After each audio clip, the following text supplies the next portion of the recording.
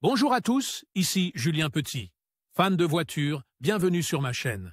Restez avec moi, on va aborder notre sujet du jour sans plus tarder. Updated. 25 mai 2024, 10h57 du matin EDT published. 24 mars 2023, 6h15 du matin EDT selon le département des véhicules motorisés de l'Oregon.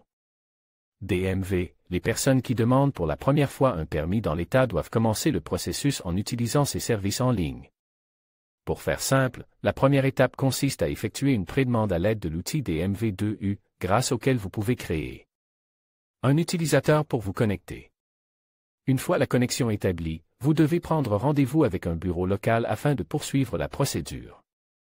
Après traitement, les demandeurs reçoivent un permis de conduire provisoire qu'ils peuvent utiliser comme preuve du traitement de leur demande de permis de conduire.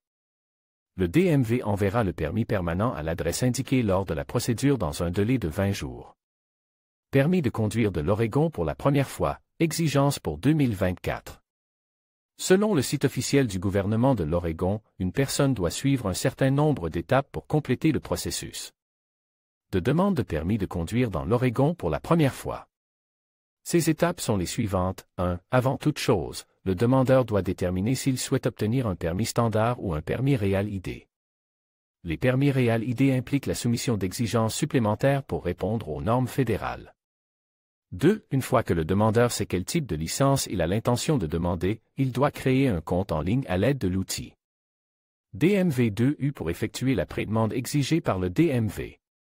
3. Prenez rendez-vous avec le DMV ou rendez-vous directement au bureau local le plus proche, muni d'un justificatif de domicile et d'une pièce d'identité. Le DMV de l'Oregon fournit une liste des documents acceptables. 4. Réussir l'examen de la vue. 5.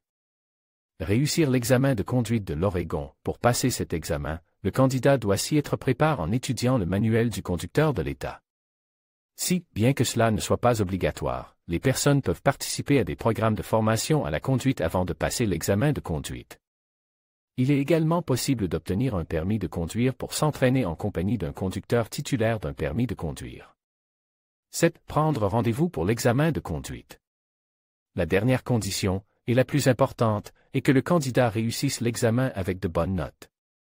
Cet examen est administré en compagnie d'un expert du DMV. 8. Enfin, il ne reste plus qu'à payer les frais appropriés et à autoriser la prise de photos pour le document. Il est important que les demandeurs soumettent, au cours de la procédure, des documents indiquant leur adresse de résidence actuelle. De cette manière, il n'y aura pas de retard dans l'obtention de la licence permanente. Vous pouvez également être intéressé par le permis de conduire du Texas. Comment en faire la demande pour la première fois? Quel est l'État américain où il est illégal de pomper son propre carburant?